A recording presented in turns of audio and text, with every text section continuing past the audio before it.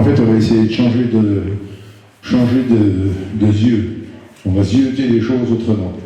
On va essayer de sortir un petit peu du marasme dont on parle à peu près tout le temps.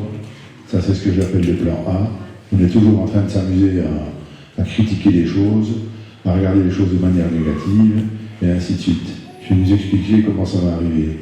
Alors d'abord, merci à Morphoetica, et puis surtout à Christophe. Il n'est plus là.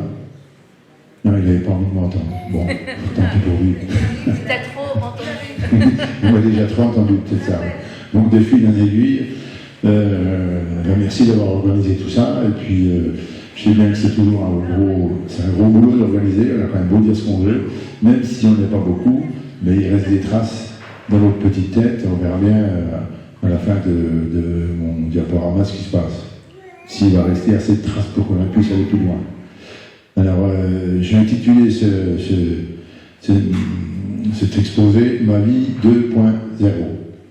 C'est-à-dire qu'en fait, j'ai une chance inouïe, c'est la deuxième voie, celle de l'optimisme.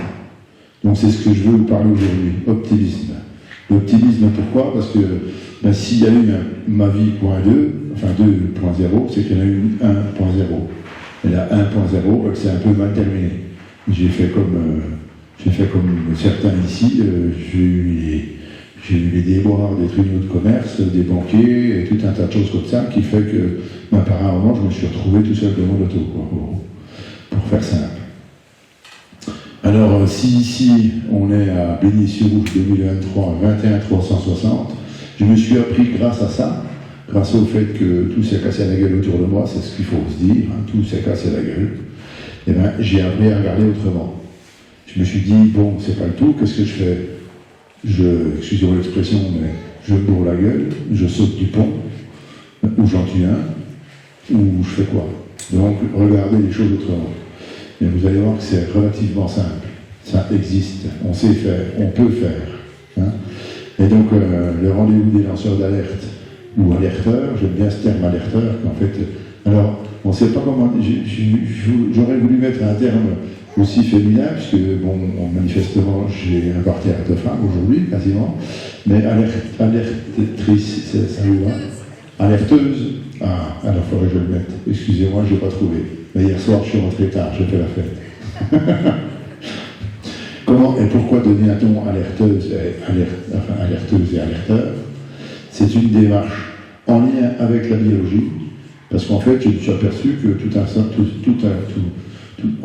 est lié, en fait. On ne peut pas faire autrement que de vivre la vie de manière complète et entière. On ne vit pas à titre professionnel, on ne vit pas sa vie à titre personnel, on ne vit pas sa vie à titre familial, ni quoi ni autre. On est systématiquement dans tous les systèmes, à la fois.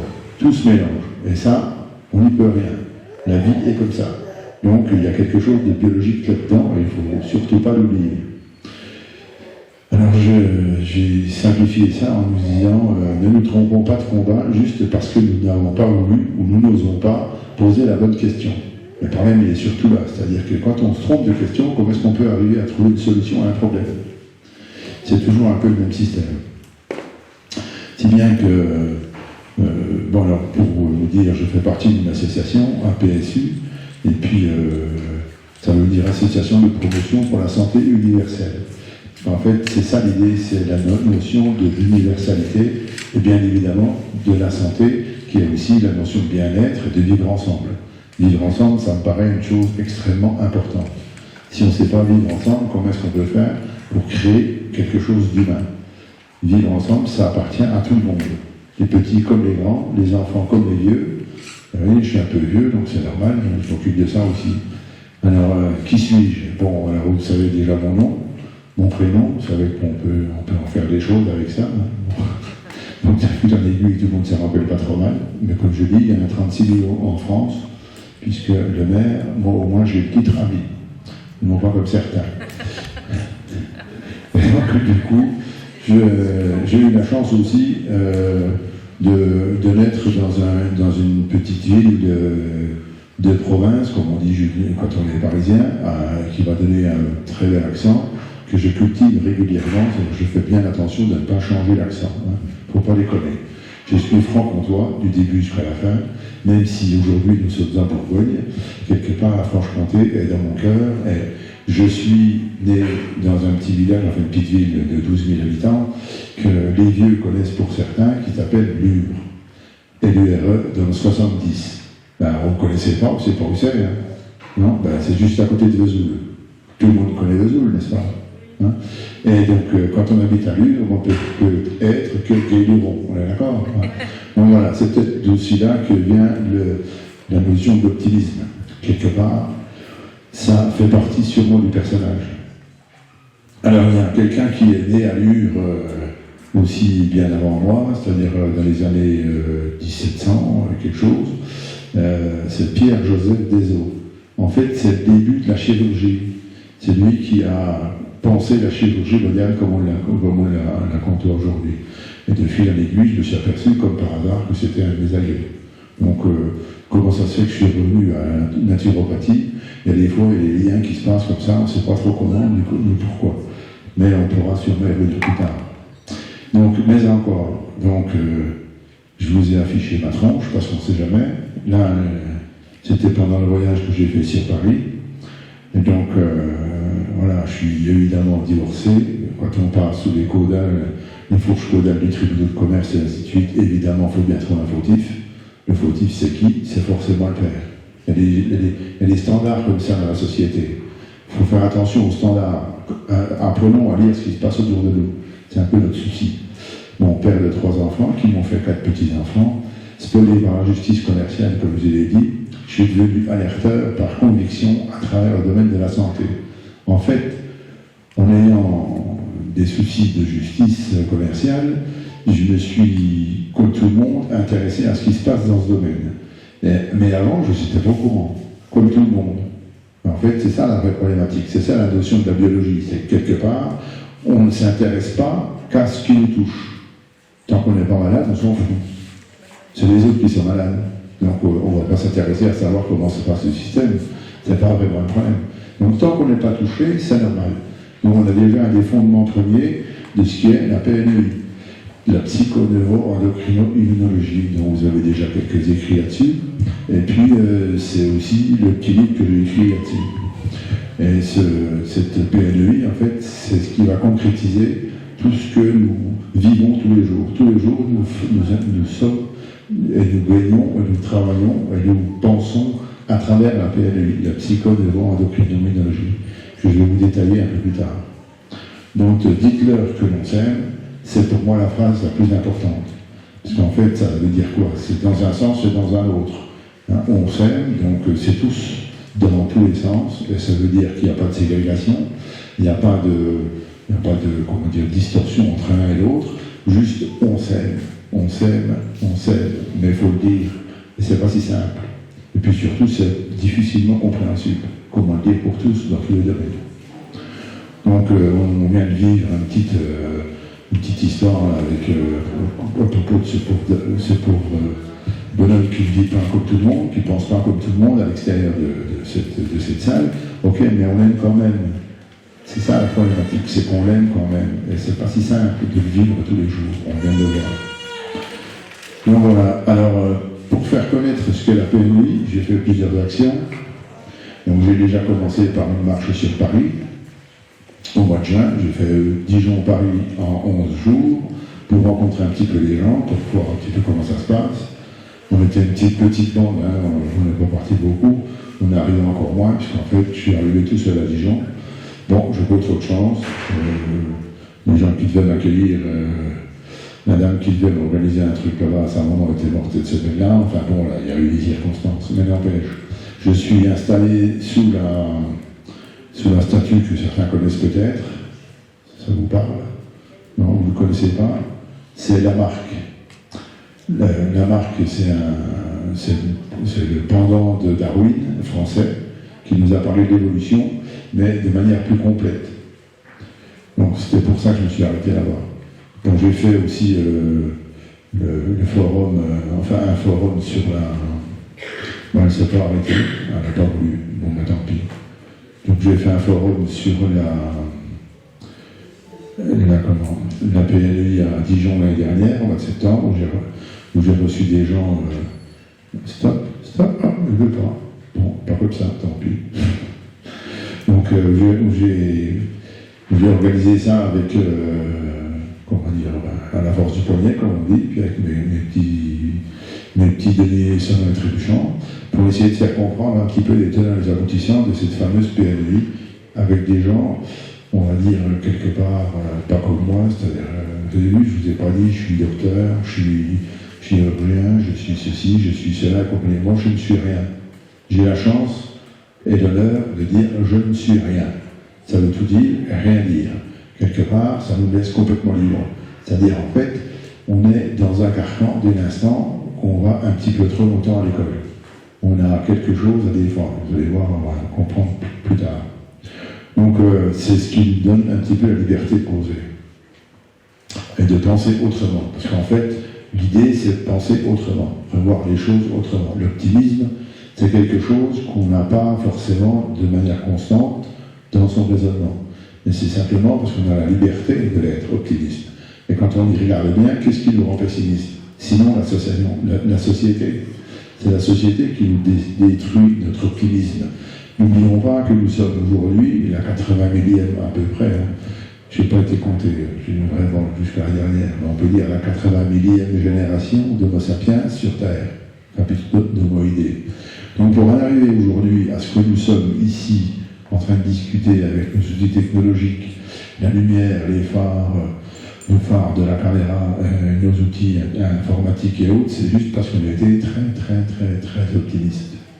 Nos ancêtres ont été très optimistes. Ils ont toujours cherché l'optimisme à travers la misère qu'ils ont vécue. N'oubliez pas que des misérables, il y en a eu.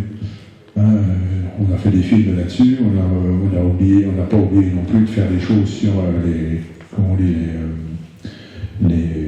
par les guerres, le génocide et ainsi de suite.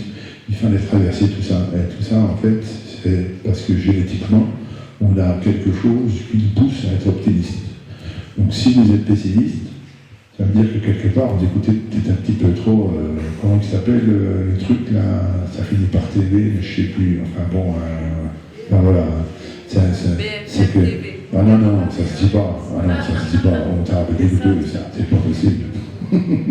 Donc de fil en aiguille, voilà, il faut bien faire attention. Alors je ne dis pas qu'il ne faut pas s'intéresser aux informations, bien au contraire, parce que l'information, ça nous nourrit, ça nous amène au vivre ensemble. Il faut savoir comment marche le monde pour savoir comment on doit marcher dans le monde. Sinon, qu'est-ce qu'on fait? Si vous ne regardez pas où vous marchez, vous allez mettre les pieds à la bouse, comme on dit chez nous. Donc le fil en aiguille, faisons attention, ne nous cachons pas. Donc ce livre, je l'ai écrit juste avant la marche, en fait, parce que je voulais un support pour expliquer un peu tout ça, il était fait un peu en vitesse. Et j'ai sous-titré ce livre pour en finir avec l'homo cannibalus. Parce qu'en fait, je suis arrivé à la conclusion finale, c'est-à-dire que l'homme est un cannibale pour lui-même. Ce que vous savez tous, mais comment, pourquoi, ça veut dire quoi, et comment le vivre. C'est la problématique qui est aujourd'hui devant nos yeux, et on va voir qu'elle est relativement puissante. Présent, futur, passé, évidemment, ça fait que de passer. Nos dirigeants se comportent en menteurs, il y a longtemps qu'on le sait. Vous avez déjà vu des dirigeants qui vous racontent la vérité, vous? Il ne faut pas rêver non plus. Être optimiste, c'est pas rêver à n'importe quoi, c'est pas être un illusionniste. Un conflit éternel fabrique continuellement des dégâts qui sont sociétals, économiques ou politiques. C'est-à-dire que globalement,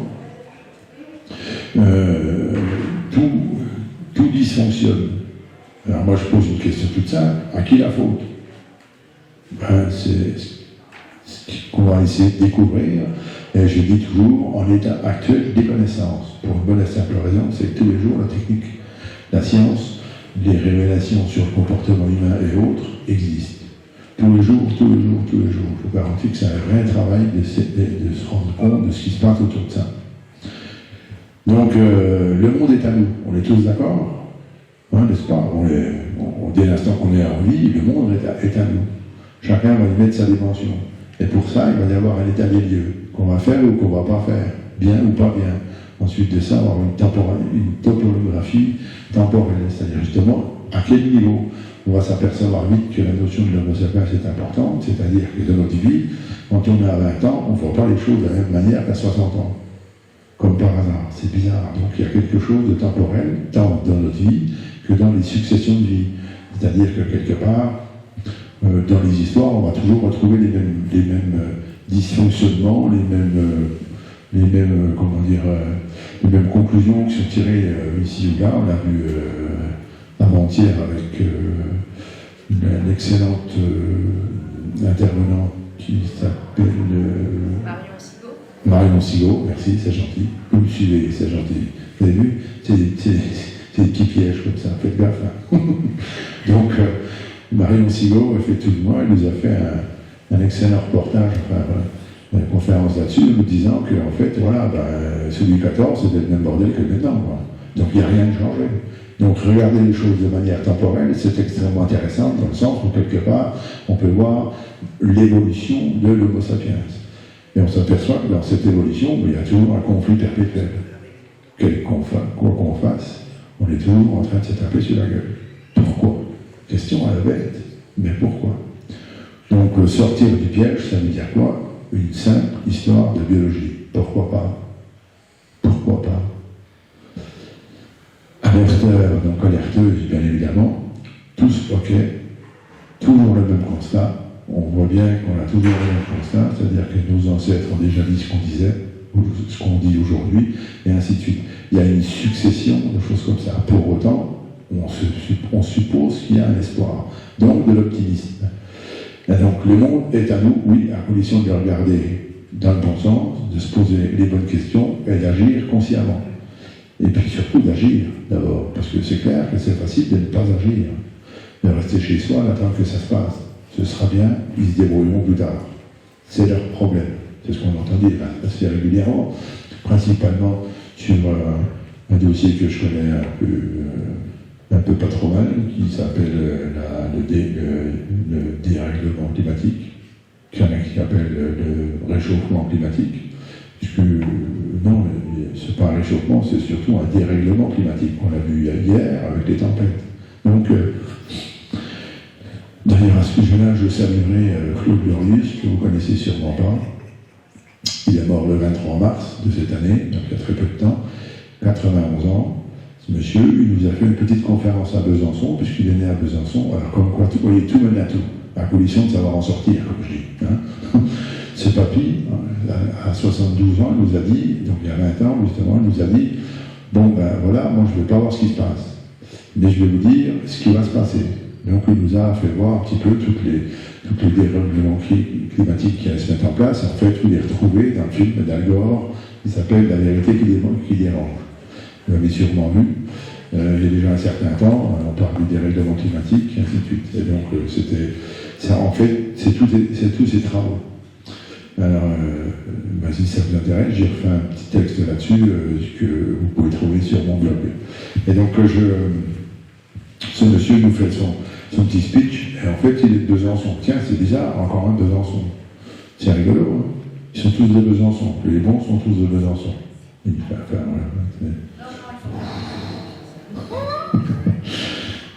Non, Victor Hugo, il est de où? Besançon. Sur la même place à Besançon, qui est né les frères Lumière. Heureusement qu'il est là, heureusement qu'ils ont été là. Et il raconte des conneries d'ailleurs, hein. C'est pas les frères Lumière, c'est le père Lumière qui a créé le cinéma. Mais s'il n'y avait pas le cinéma aujourd'hui, on ne serait pas là et on ne causerait pas de tout ça. Donc ainsi de suite, Rousseau, Proudhon, la Banque populaire, chose comme ça, c'est aussi de Besançon. Charles Fourier, qui nous intéresse au premier texte. Pourquoi? Parce que Charles Fourier, il a fait ce qu'on appelle le phalanstère. Il a créé l'idée du phalanstère. Je ne sais pas si ça vous parle. Le phalanstère, c'est l'idée du vivre ensemble. C'est-à-dire comment on construit un bâtiment, comment on doit vivre dans ce bâtiment, et comment la vie collective doit se faire. Et il avait déjà créé des écoles, il avait déjà créé tout un tas de choses dans le même local, dans le même bâtiment, pour pouvoir favoriser le vivre ensemble correctement. Dans les années 1805, il écrit ça déjà. Donc, il y a plein de choses comme ça autour de l'humanisme qui s'est fait à Besançon. Donc, voilà, ça c'est la base. On va voir si le problème est mal posé, comment trouver la bonne réponse. Hein? C'est toujours pareil, c'est une histoire d'équilibre. C'est-à-dire que si vous voyez que le mal, évidemment vous êtes négatif, si vous voyez que le positif, évidemment vous êtes dans l'utopie, et il faut faire un petit peu un voyage entre l'un et l'autre pour arriver à comprendre le problème et pour pouvoir poser une réponse de ce problème. C'est ce qu'a fait mon ami Régis ici, qui est un ami de manifestation, comme on dit. Voilà, on s'est connus pendant les manifs, vous savez, tous ces, comment on les appelle déjà, les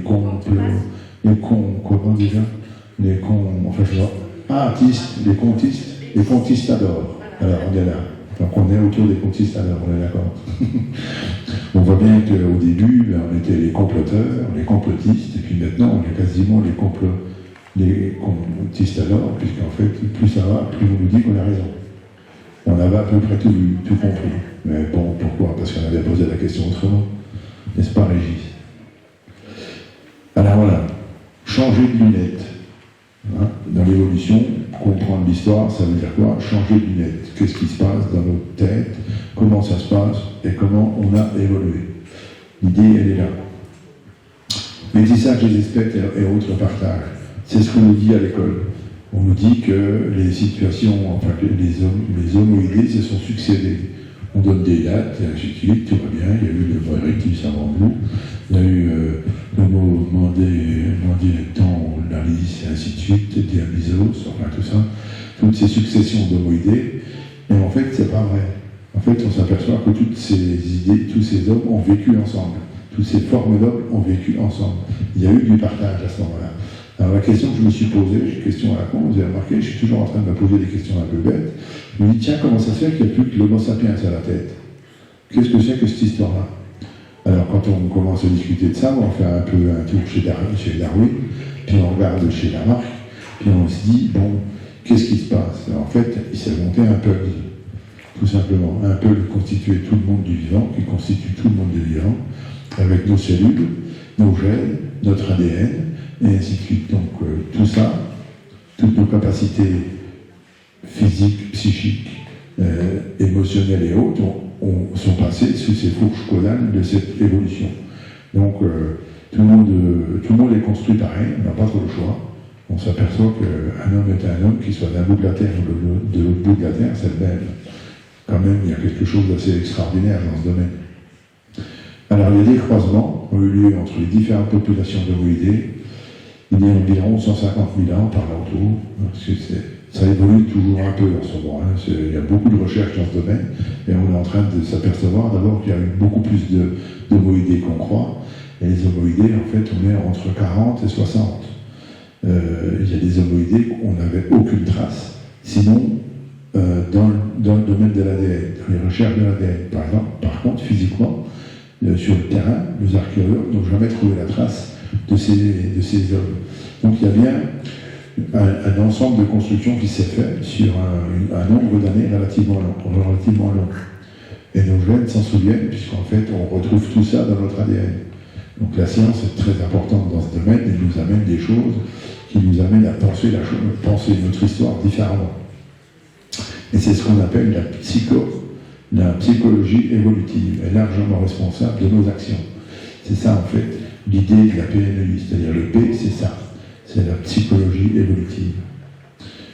Donc pour moi, notre génétique, c'est du lamarckisme, c'est du darwinisme, mais c'est aussi du métissage.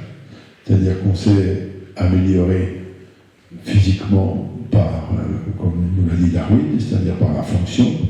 On s'est aussi amélioré par ce que nous a appris Lamarck, c'est l'évolution génétique par l'action. Et puis on a aussi évolué par le métissage, c'est-à-dire le croisement qu'il y a eu entre nos ancêtres, d'un côté comme de l'autre. Donc on est le résultat de tout ça.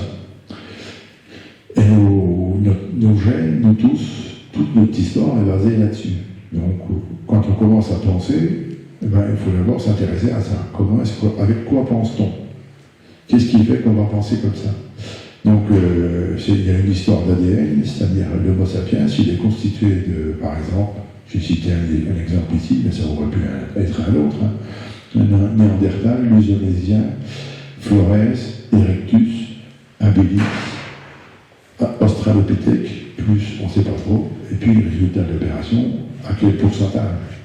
Donc tout ça fait qu'on peut avoir des comportements assez différents l'un de l'autre, et nous ne sommes pas tous égaux.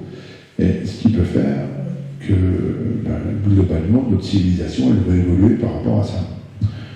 La construction des premières civilisations, elle date, d'après ce qu'on a vu, ce que nous racontent nos archéologues, c'est Sumer, avec une région située entre Tigre et l'Euphrate. Donc, il y a à peu près 6 000 ans, 6 millions d'années avant nous. 6 millénaires plutôt, avant Jésus-Christ, et durant 3 millénaires. Donc, se pose la question de la construction de la société de manière générale. C'est à partir de là qu'on commence à comprendre le vivre ensemble. Ce qu'on va retrouver aussi dans les grottes de Lascaux, ou les grottes de Chauvet, vous connaissez peut-être, qui habitent peut-être vers ces grottes.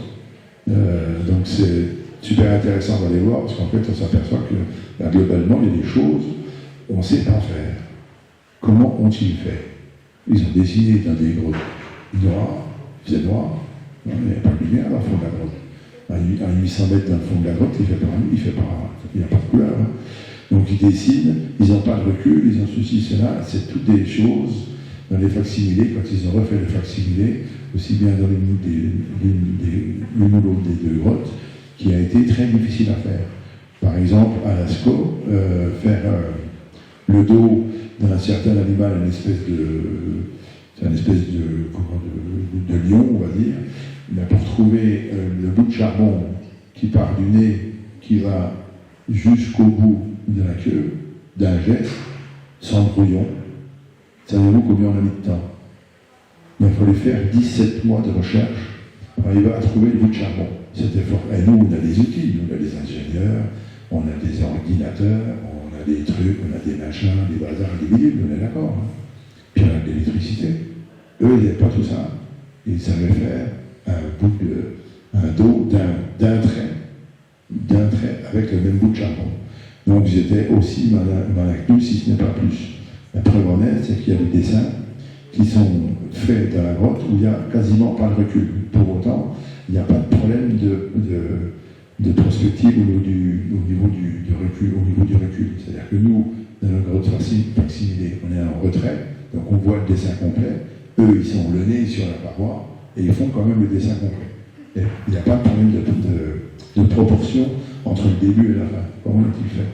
Oui, il y a plein de choses comme ça où on est obligé de se poser des questions dès l'instant où on regarde les choses, alors de manière un peu plus, avec un œil ouvert. Comme je disais tout à l'heure, changer le regard. Quand on va visiter les pyramides en Égypte, au Caire, on se demande bien comment ils font. Parce que pour vous dire qu'avant, moi, je faisais un métier dans le PTP, donc je sais ce que c'est qu'une pelleteuse, je sais comment ça marche. Je sais ce que je peux faire avec un marteau et un burin, mais bon, je n'ai jamais réussi à passer du grès avec un marteau et un burin, surtout en bois. Comment on fait? Bon, là, des questions qui sont quand même assez primordiales, et on n'a aucune réponse.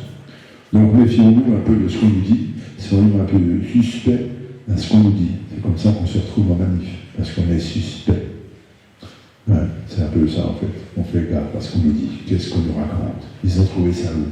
Ça vient de où? Et ainsi de suite. Et quand tu commences à regarder les choses un peu comme ça, tiens, comme par hasard, il y a une question fondamentale qui commence à se poser. Donc, alors il y a cette dame que Margaret Mead, qui est anthropologue, elle dit que l'humanité, donc ce que l'on vit aujourd'hui, elle a commencé dès l'instant qu'on a réussi à soigner quelqu'un. En fait, soigner quelqu'un, c'est ces fémurs qu'on a retrouvés dans les années 70, réparés. Il y a la fracture, elle a été réparée. On suppose que ce fémur date des années, à peu près 6000 ans avant Jésus-Christ, donc ça fait quand même un peu longtemps. et aider quelqu'un à traverser les difficultés est le point de départ de la civilisation, l'entraide. Si nous sommes là, c'est peut-être pour faire vivre ensemble à travers l'entraide. Et donc on regarde la chose un peu différemment. Nous sommes forcément des lanceurs d'alerte. Mais si nous sommes des lanceurs d'alerte, ça veut dire aussi que quelque part, il y en a qui ne le sont pas. Toujours l'équilibre. Hein, qui fait quoi, comme on pense. Et pourquoi le sont-ils, si ce n'est peut-être pour une question génétique. En tout état de cause, c'est comme ça que je vois les choses. Alors il y a un excellent bouquin qui a été écrit par un Dijonais, Patrick Bonin, qui s'appelle donc Tous descendants de chasseurs-cueilleurs, nos cerveaux le savent, étude expérimentale de psychologie évolutive. En fait, c'est quoi? Ben, c'est toutes ces statistiques qu'on sort sur, on fait des essais sur pourquoi on va s'asseoir par exemple plus facilement sur un siège rouge, comme ici, ou pourquoi on va s'asseoir à côté de telle personne, ou plutôt sur un autre aussi. Il y a plein d'études comportementales qui sont faites comme ça, et d'où ça vient. Et en fait, c'est le résultat de notre psychologie évolutive. Donc il n'a rien à voir avec la psychologie freudienne ou lacanienne ou ainsi de suite, qui est complètement, excusez-moi le terme, à peu près foireux. C'est injuste c'est pour ça que j'ai une casquette, parce qu'il ne faut pas que le cerveau sorte trop haut, parce qu'après ça gonfle trop facilement. Donc il faut faire attention.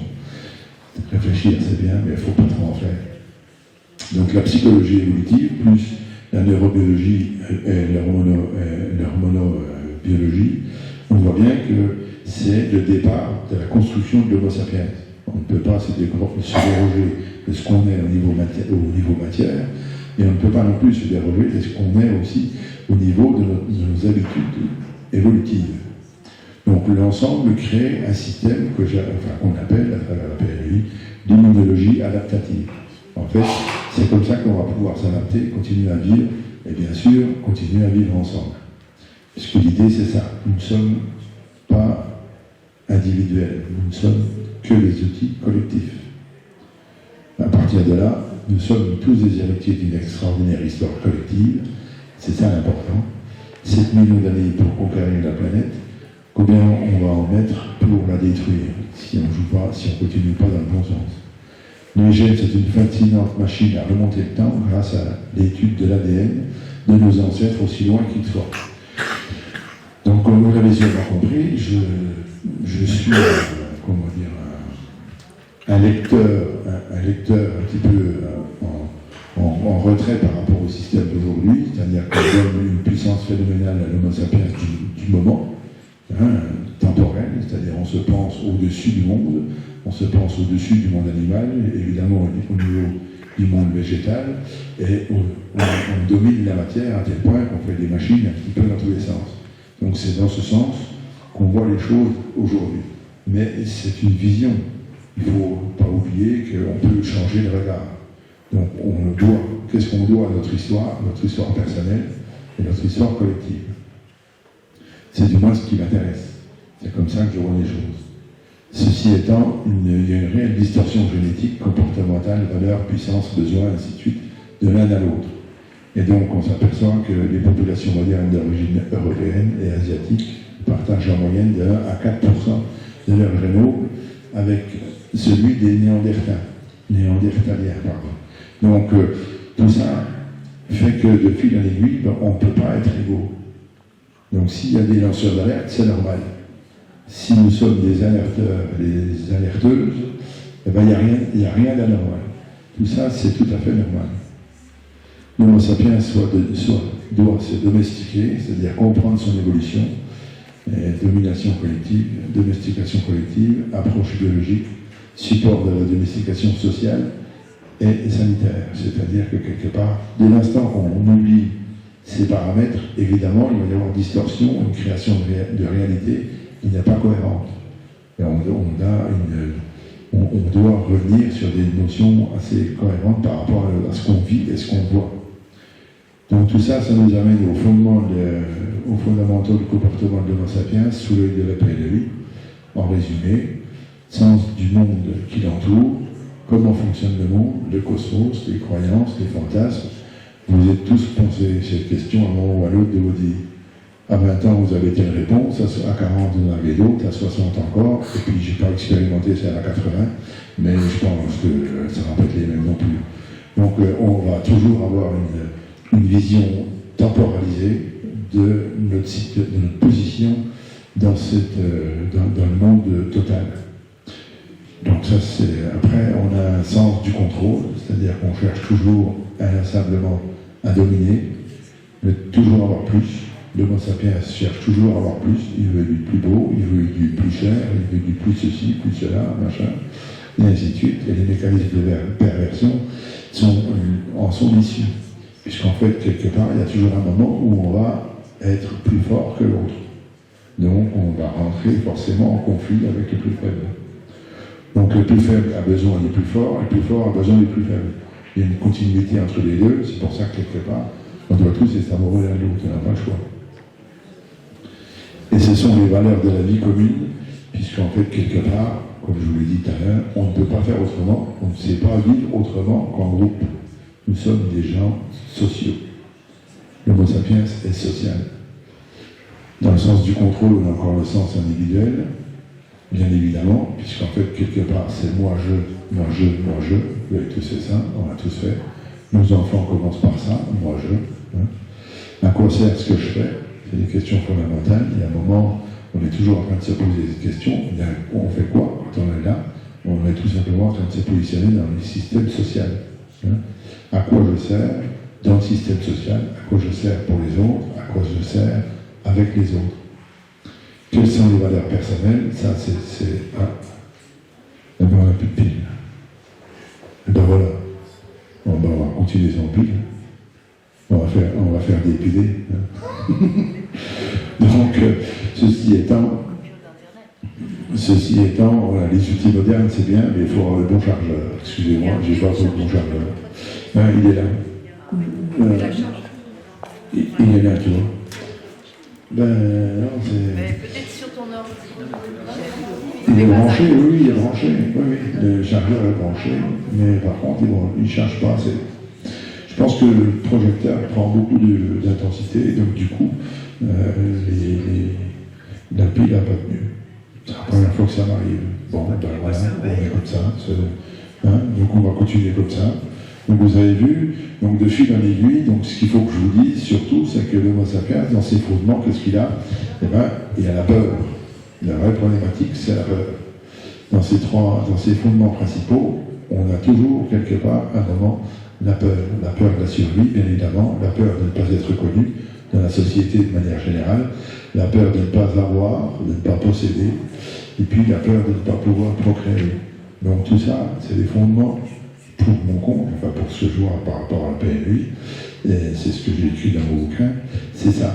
C'est-à-dire qu'en fait, cette peur qui est transmise, qui vient de nos ancêtres, très très lointains de nos descendances, puisqu'en fait nous sommes tous descendants de chasseurs-cueilleurs, on a tous eu peur de l'animal sauvage. Donc quand on a peur de l'animal sauvage, qu'est-ce qu'on fait? On va à la chasse avec ses copains. Donc ça nécessite un comportemental, ça induit un comportemental qui à un moment ou à un autre, on va retransmettre aujourd'hui. C'est-à-dire aujourd'hui, on sait travailler en groupe. On croit qu'on est bien en groupe. Pourquoi? Parce que c'est pour éviter cette peur. En fait, il faut savoir que le groupe, c'est aussi un piège. C'est ce qu'on appelle la paresse sociale. En 1880, je ne sais plus comment est-ce qu'il s'appelle, puisque c'était dans mes notes, mais tant pis. Donc en 1881, il y a un chercheur qui a trouvé ce qu'on appelle la paresse sociale. C'est-à-dire qu'en groupe, on est moins fort qu'en individuel. Parce qu'en individuel, on travaille sur soi. Donc on va chercher sa puissance personnelle. Et quand on est dans un groupe, à un moment ou à un autre, on compte sur le groupe. C'est le groupe qui vient nous faire. C'est un peu, alors c'est ce qui se passe aujourd'hui. On est tous cette paresse sociale, mais en fait c'est la structure de l'entreprise. La structure de l'entreprise, elle est pyramidale. La société elle est pyramidale. Pourquoi? Pour une bonne et simple raison. C'est que celui qui arrive au-dessus, il va prendre une décision par rapport à quoi? Par rapport à ce qu'on lui dit dans le bas. Et petit à petit, la décision, elle arrive. Et donc, elle se focalise, et puis à partir de là, elle est prise par rapport aux intervenants du bas. Donc, on ne prend pas de risque quelque part. On est dans l'appareil social, c'est-à-dire qu'on utilise les différentes strates de la hiérarchie pour prendre une décision. Est-ce que je fais ceci ou est-ce que je fais ça? Ou est-ce que je tourne à droite? Est-ce que je tourne à gauche?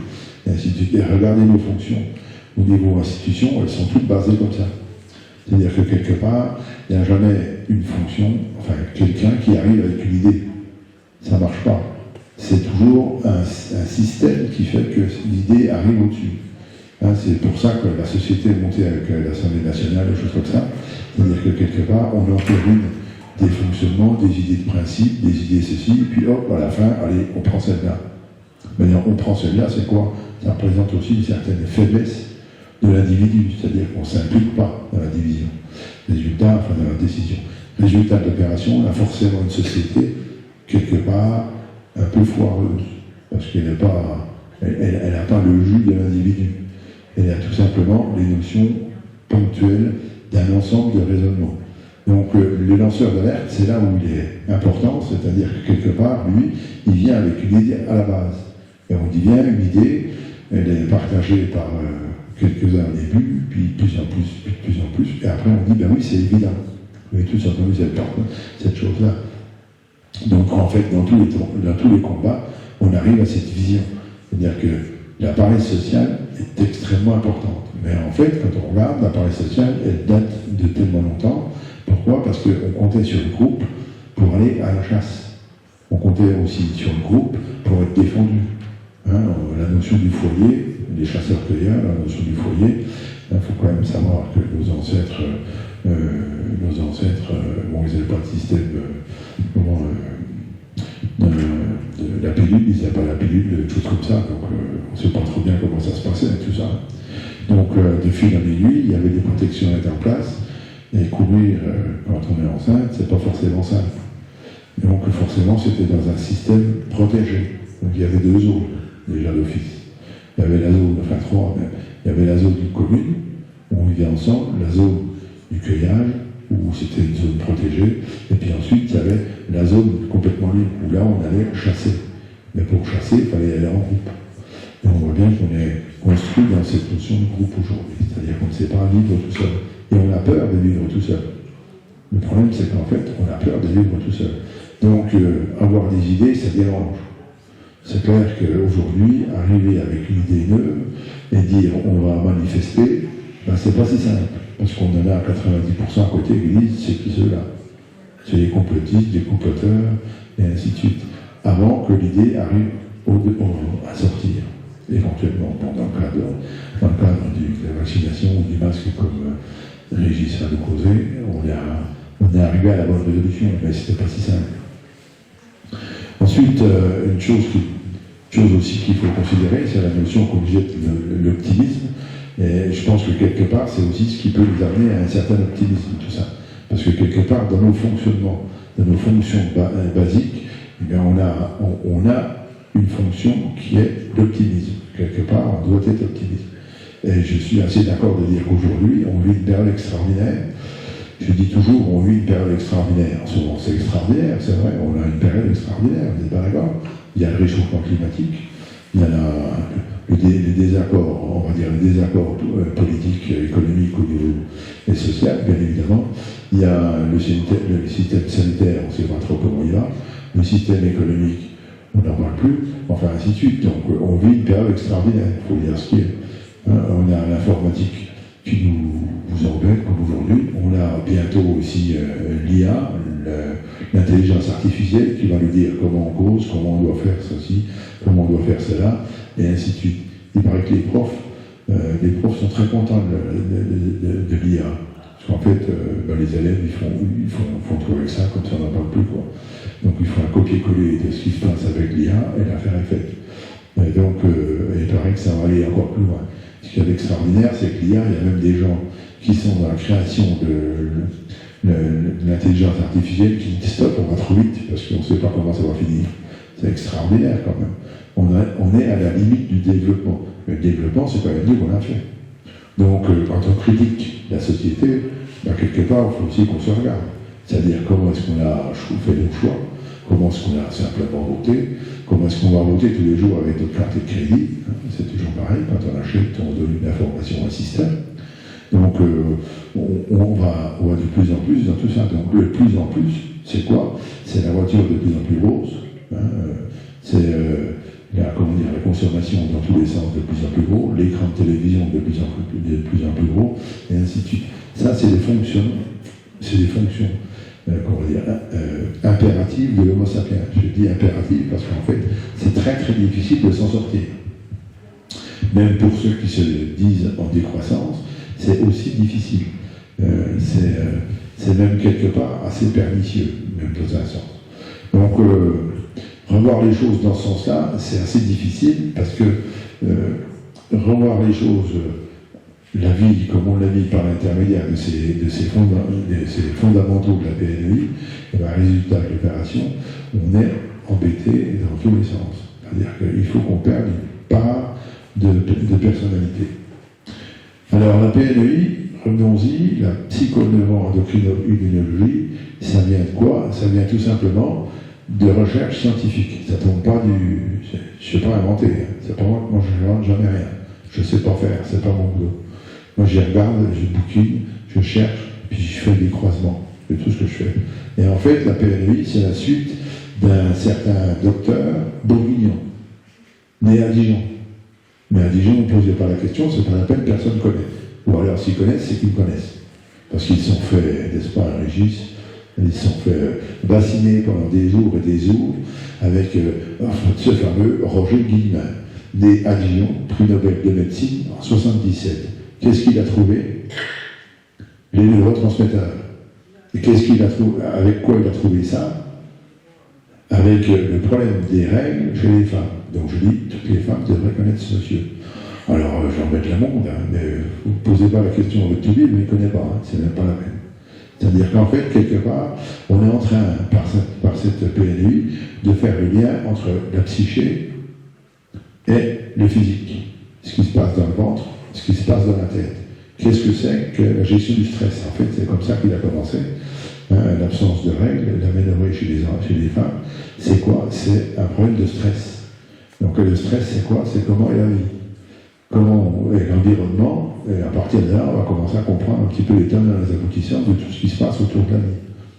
C'est-à-dire que ça peut être aussi bien l'alimentation, ça peut être la pollution électromagnétique, ça peut être la relation à l'autre, le vivre ensemble, ça peut être plein de choses qui font qu'il y a quelque chose qui se passe. Bon, au niveau du travail, au niveau de tout ça. Donc dans tous les domaines, la PNEI, elle existe. C'est pour ça que je dis toujours, quoi qu'on fasse, on n'a pas le choix, on fait la PNEI tous les jours. Tous les jours, tous les jours, tous les jours, sans problème. Alors par exemple, dans le cadre de, on va prendre un cadre, comment dire, qui vous tient à cœur, dans le cadre du lanceur d'alerte, bon, le lanceur d'alerte, il a toujours contribué tout le monde. Hein, il a un ou deux copains, les 90 autres sont foutus de camp, mon téléphone il ne sonne plus, c'est pas la peine. Avant j'avais plein de copains. Voilà, non, j'ai pas joué de téléphone, j'ai pas besoin de changer de téléphone. Mais oui, on ne m'appelle plus, c'est pas la peine. Parce qu'il nous basine avec ses conneries, là, le grand, là, pas. Mais il va changer le monde, et comment il voit les choses et compagnie. Oui, petit à petit, ça vient. Il y a 20 ans, j'ai commencé à poser les bases de la PNEI, à comprendre comment ça marchait. Bon, ce que ça pouvait donner au niveau de la société. Il y a 20 ans. Il a fallu que j'attende le Covid pour qu'enfin on commence à se poser la question. Vous voyez, comme quoi il y a toujours un bon dans quelque chose de mal. Et dans le bon dans quelque chose de mal, il y a une chose qui est intéressante, c'est que c'est à nous de faire l'effort. C'est pas les autres, c'est nous. Et c'est nous, lanceurs d'alerte, parce qu'en fait je me considère comme lanceur d'alerte, pour une bonne et simple raison, c'est comme ça que j'ai connu Christophe. C'est avec la fameuse mafia des tribunaux de commerce. Vous connaissez tous, hein, la mafia des tribunaux de commerce. Les mandataires liquidateurs, ils sont 450 en France, machin, tatati, tatata. Donc j'ai fait des conférences là-dessus avec des gens comme Montebourg, avec une association d'Angoulême. Il y avait quelqu'un qui était d'Angoulême tout à l'heure, on discutait de ça. Donc du coup, voilà, tout ça fait que quelque part, quand on devient lanceur d'alerte pour une raison ou pour une autre, ça veut dire quoi? Ça veut dire que d'abord on a mis en branle un autre schéma, quelque part, on a utilisé comme ressource une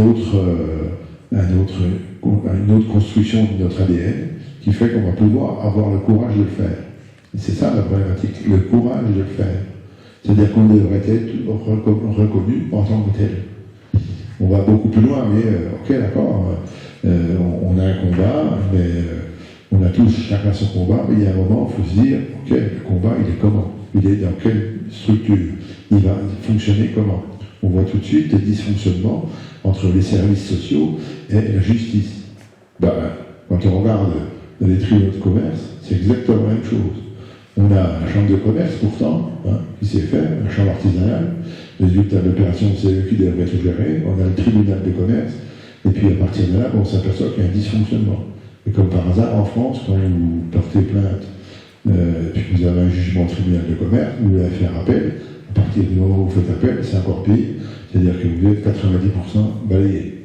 Donc, résultat, alors que quand vous allez faire un tour au Canada, c'est 50. Tiens non, chez nous, ils ne se bourrent jamais. Ils sont bien, nos juges sont extrêmement bien, ils ne se bourrent jamais. Donc, de tout ça, de fil en aiguille, on voit bien qu'on a les dysfonctionnements dans tous les domaines. Tous les systèmes institutionnels sont dysfonctionnants. N'essayez pas de comprendre les choses autrement, tout est dysfonctionnant. La notion de la santé publique, j'ai écrit un premier bouquin qui s'appelle La sclérose en plaques, maladie sentinelle. C'est quoi? C'est exactement ça. Hier, il y avait une dame qui posait la question sur un enfant qui tombe malade depuis qu'il est en placement. Oui, évidemment. Qu'est-ce qu'il fait? On le stresse, déjà pour commencer. Qu'est-ce qui se passe quand on le stresse? Le cortisol monte. Résultat, une fois que le cortisol a monté, ça va dérégler la dopamine, et ainsi de suite. Donc il va commencer à mal dormir, il va commencer à mal manger, il va commencer à mal digérer. J'ai envie de dire que s'il n'est pas malade, c'est pas normal. Oui, c'est dans ce sens-là qu'il faut voir les choses. Mais le système hormonal est beaucoup plus puissant qu'on le croit. Et alors, évidemment, il marche aussi dans l'autre sens.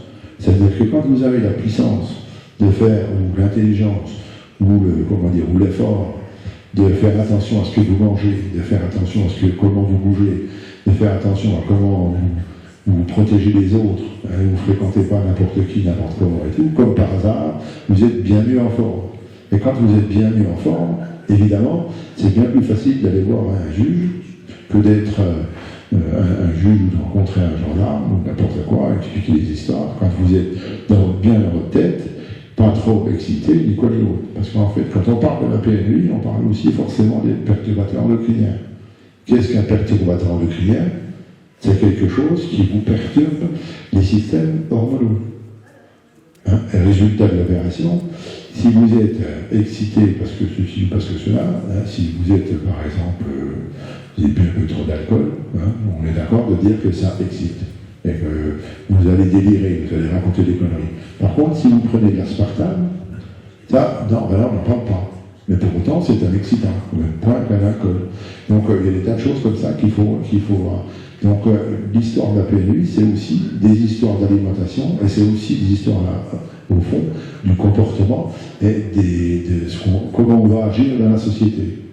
Donc, je reviens avec ma carte de crédit, vous achetez comment? Où? Ben non, moi j'achète un liquide, c'est mieux. Voilà, on va voir les choses comme ça. Alors, il faut quand même avoir de l'espoir, comme je dis, il y a d'optimisme. Un optimisme qui va nous dépasser, c'est clair, c'est l'Internet. Tout le monde est parti sur l'Internet, il y a ainsi de suite, enfin tout va bien.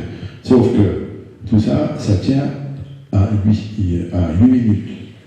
S'il y a un orage solaire, sur le soleil, justement, on appelle ça les aurores boréales, c'est beau, c'est super beau, mais c'est comme tout, il y a un équilibre à avoir. Et l'équilibre, c'est quoi? C'est que s'il est un peu trop fort, cet orage solaire, il dérègle toutes nos machines électromagnétiques. C'est-à-dire qu'en fait, tout ce qui se passe au niveau des ondes s'écroule. N'ayez pas peur, ça s'est déjà fait. Ça s'est fait dans les années 98, je crois, au Canada, où il y a eu une grande panne électrique. En fait, c'était ça. Et puis, il y a aussi, dans les années 1870, il y a eu un orage solaire tellement fort qu'on pouvait lire le journal à l'équateur en pleine nuit. Vous voyez? Donc, ça se passe, d'après nos chercheurs, ça se passe en gros tous les 250 ans. Donc, on n'est pas loin. Donc, on ne sait pas, on est juste les outils, ou les sujets d'un grand cosmos, comme vous dites tout à l'heure, où Évidemment, on va se poser des questions sur qui on est, et ainsi de suite. Et de ce côté-là, qu'est-ce qu'on va faire? Eh bien, on va créer la religion. C'est exactement le même dysfonctionnement. On a une appétence pour une question qui va nous amener à créer un outil.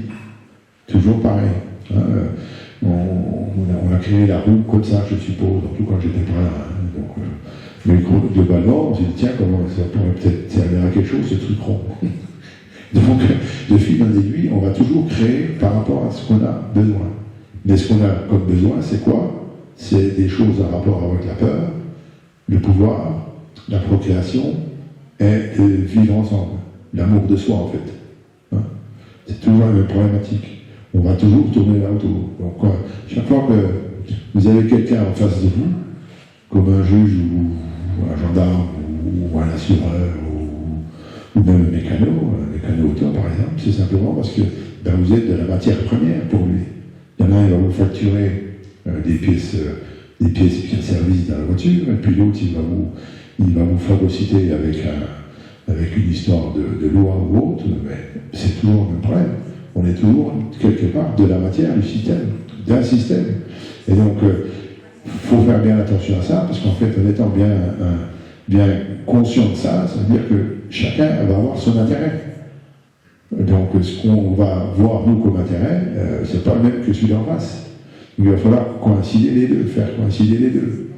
C'est pour ça qu'il faut bien manger, bien penser, bien s'aérer et compagnie, pour avoir les neurones à peu près clairs, pour pouvoir discuter gentiment, calmement, avec l'intervenant. Un intervenant, qu'il soit un mécanicien ou qu'il soit un juge, c'est la même problématique.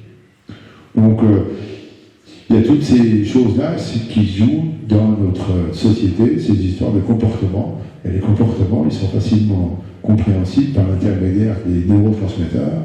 Et les neurotransmetteurs, aujourd'hui, on est d'accord, on les trouve partout. Il y en a même il y a même de la neuroarchitecture. Comment sont faits les bâtiments? Comment sont faits, quelle couleur on va mettre dans les bâtiments? Quelle forme va avoir une pièce? Dans quelle ambiance vous allez dormir? Et ainsi de suite. Et tout ça vont faire que quelque part, à un moment ou à l'autre, il peut y avoir une incidence sur votre comportement. Si vous dormez mal, si vous dormez, je sais pas, c'est un exemple personnel, pourquoi pas. J'ai un fils qui a voulu faire dans Besançon, Berlin en vélo. Bon, ben pourquoi pas, c'est pas mal.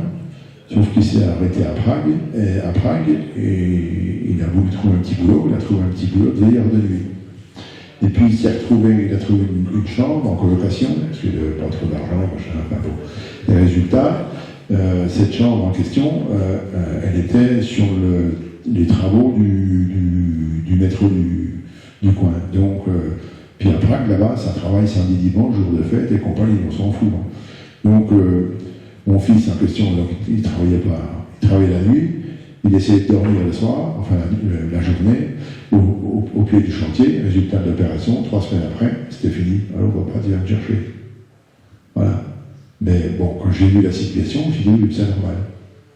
C'est normal, c'est-à-dire qu'il a tapé dans la butte, comme on dit vulgairement, et quand tu tapes dans la butte, ben, il y a un moment, ça lâche. On va faire une connerie. Ouais, mais c'est pas pour autant qu'il faut critiquer le personnage en question, c'est juste regarder ce qui se passe autour de lui. On a l'exemple ici d'un personnage un peu particulier qui se promène devant le bâtiment. Ben, il est allergique à quoi? On peut se poser cette question-là. Alors, est-ce que c'est au gluten, du pain blanc? Vous savez combien d'additifs dans le pain blanc?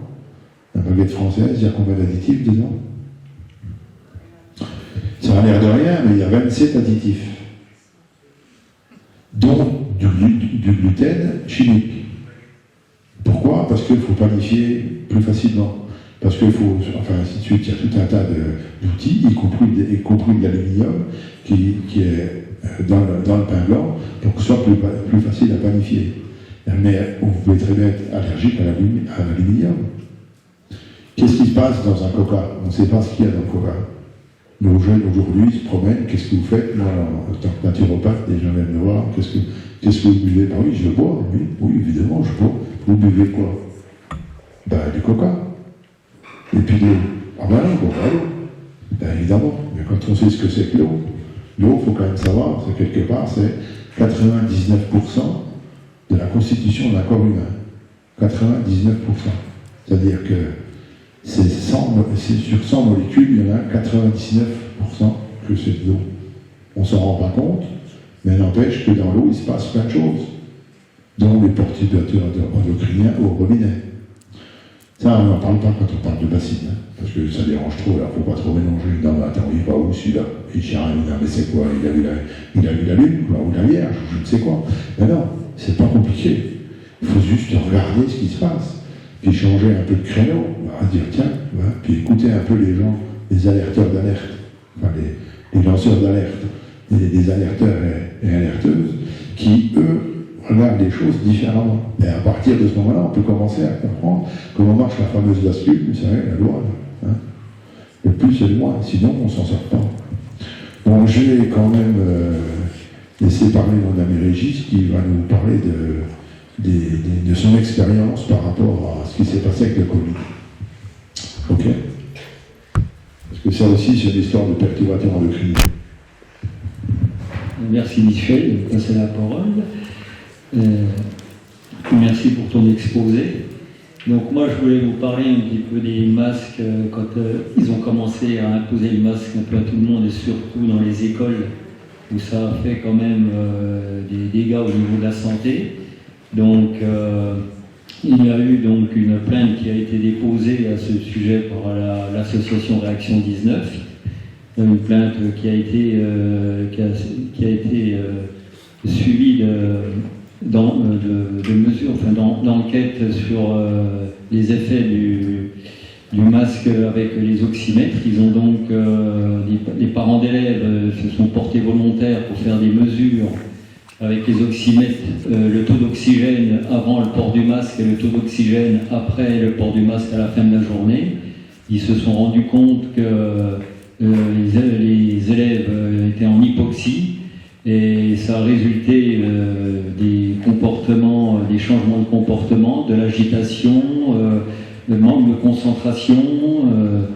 Qu'est-ce qu'il y a eu d'autre? Un ralentissement du développement du langage, des problèmes cognitifs, enfin des symptômes beaucoup psychologiques et aussi des allergies. Et donc, de ce fait, donc, la plainte a été déposée au doyen des juges à Paris. Donc, et moi, donc, je me présente, je m'appelle Régis, je suis de Dijon et je suis artisan électronicien. Et suite à ces mesures avec les oxymètres, je me suis posé la question, mais qu'est-ce qui se passe derrière le masque pour que les enfants en arrivent à souffrir de porter ce masque toute la journée? Et donc, c'est là que j'ai en réfléchissant, me suis dit, il va y avoir du gaz carbonique qui doit être stocké derrière le masque. Alors, ce que j'ai fait, j'ai acheté un appareil qu'on appelle un analyseur de qualité de l'air, et avec une petite équipe de volontaires à Dijon, on était 5 adultes et 3 enfants, on a commencé à faire des mesures. On a tous mis un masque, j'ai pris des mesures sur chacun d'entre eux en leur demandant de respirer normalement, et j'ai constaté à grande surprise que le taux de gaz carbonique qui était stocké derrière leur masque dépassait quasiment les 4000 ppm, c'est-à-dire on était carrément dans la classification, je dirais, au niveau des normes, on était carrément en zone critique, et ce gaz carbonique restait constant pendant toute la durée du port du masque. Et donc, suite à ça, j'ai fait des recherches sur les structures du masque pour voir un petit peu pourquoi ce gaz carbonique ne ressort pas quand on expire à travers le masque. Et comme le gaz carbonique est contenu dans les gouttelettes d'humidité qu'on rejette quand on expire, les gouttelettes, la grosseur des gouttelettes étant beaucoup plus grosse que les mailles du masque, elles ne peuvent pas sortir du masque et le gaz carbonique reste accumulé derrière le masque. Et donc, suite à ça, donc j'ai fait un petit rapport, on va dire technique, sur ces mesures, que j'ai diffusé dans le collectif Réinfo Covid, que j'ai mis aussi à disposition sur Telegram, et je l'ai également donné aussi sur le canal Telegram des parents en colère, pour qu'ils puissent diffuser ce rapport. Et à la suite de ce rapport, on a également réalisé un flyer qui a été distribué à des parents d'élèves qui souhaitaient alerter dans leurs écoles respectives les directeurs, les instituteurs du danger du port du masque. Donc, j'ai donc fait le maximum pour diffuser ce rapport dans la plupart des réseaux les plus importants. Voilà un petit peu le partage que je voulais faire par rapport à cette action. Les suites, je ne sais pas, mais je sais que dans le domaine, dans notre situation actuelle, quand on mène des actions, on se demande toujours si ça aboutit à quelque chose, s'il se passe quelque chose. On a l'impression qu'extérieurement il ne se passe rien, mais moi je suis persuadé que les actions comme celle-ci et comme d'autres, elles circulent dans les réseaux et ça finit toujours par porter fruit, puisqu'on voit au niveau de ces gouvernements des changements de comportement. On voit bien qu'ils commencent à avoir de plus en plus peur, que les scandales commencent par sortir de tous les côtés, les révélations se font. Donc voilà ce que je voulais partager. D'accord.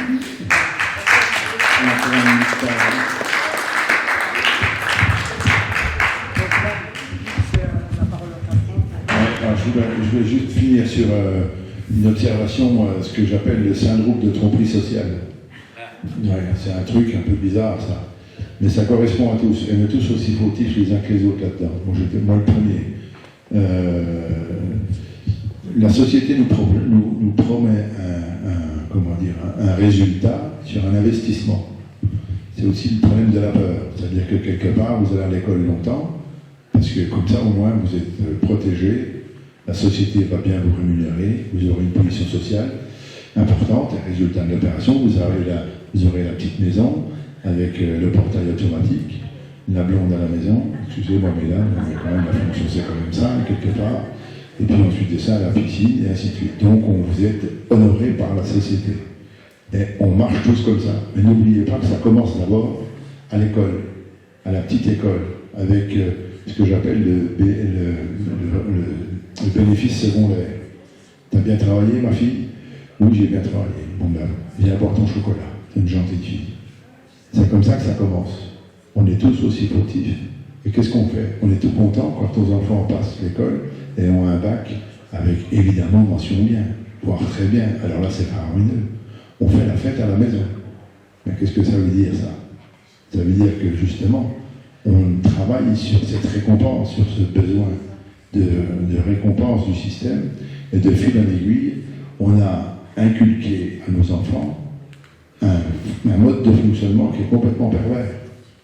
Il faut savoir que quand vous arrivez à être médecin, j'en fréquente régulièrement, vous avez fait 10 ans d'études, mais vous avez fait aussi vos 2 premières années à ne pas faire de sport, à ne pas aller faire la vague avec vos copains, à pas ceci, il n'y a pas ceci. Pourquoi? Parce qu'il faut bûcher. Il faut bûcher, il faut bûcher, il faut bûcher. Résultat d'opération, vous avez fait un investissement. Et qu'est-ce que c'est qu'un investissement? C'est quelque chose qui a besoin d'un retour sur investissement. Et donc, évidemment, nos chefs tout bip, quand ils ont vu l'histoire de la picouse, on va pas non plus les connaître, quoi. Et c'est le système qui me dit, c'est la société qui me dit, c'est comme ça que ça va marcher, je ne veux pas quitter mon investissement. Mon retour sur investissement, je ne veux pas le quitter. Vous voyez, on fonctionne tous comme ça. Tous, regardez bien comment on fonctionne. On est tous rentrés dans le piège sans le faire exprès. Et on construit notre société comme ça. Donc, on a aussi là besoin de l'autre, on est toujours en amour avec l'autre, dès l'instant qu'on commence à comprendre ce que c'est que la PNV. Parce qu'on sait pourquoi il dysfonctionne. Le problème, c'est de se dire comment il dysfonctionne, pourquoi il dysfonctionne. Donc, tant que les gens ne sont pas ouverts à ça, évidemment, on marche à côté de la plaque, quoi, quelque part, on se pose la mauvaise question au départ. Si on pose la mauvaise question, évidemment, on n'aura jamais la bonne solution. Donc voilà, c'est un peu le message que je voulais faire passer aujourd'hui, parce que ça me paraît tellement important de considérer un petit peu les choses de manière cohérente dans notre fonctionnement. N'oublions pas que, ok, nous sommes lanceurs d'alerte, c'est très bien, c'est parfait, mais nous avons aussi quelque part un besoin et le pouvoir de faire autre chose, d'aller encore plus loin. Donc maintenant, on va passer la parole. à Franck Blanchard qui va nous parler de choses assez bizarres aussi.